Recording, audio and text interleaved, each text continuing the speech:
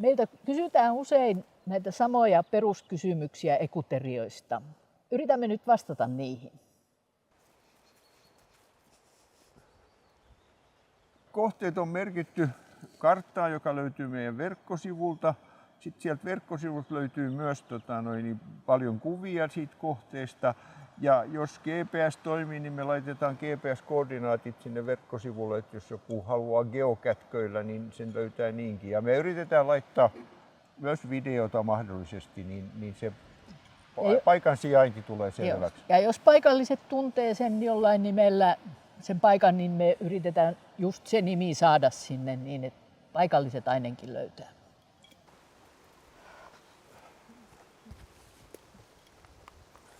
Se riippuu siitä, miten kauan kestää rauhoittua ja tyhjentää mielessä niin niistä arkisista huolista.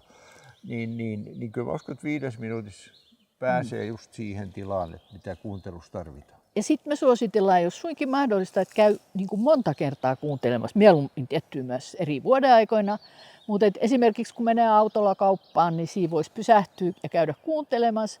Ja jos koittaa seuraavan päivään samaa juttua, niin voin luvata, että se kuulostaa taas ihan erilaiselta.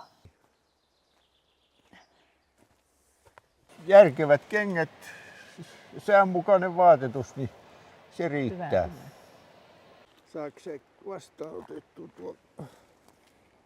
Tärkeää on, että tavallaan yrittää keskittyä, tyhjentää kaiken muun mielestä. Ei mieti kauppalistoja eikä huomisia työlistoja, vaan että yrittää niin kuin pistää kaikki sen energiasta siihen kuuntelemiseen.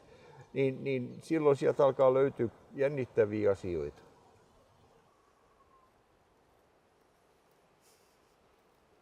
Lisätietoa ja nämä merkinnät löytyy kaikki meidän verkkosivulta soniccommons.fi kohdasta ekuteriat.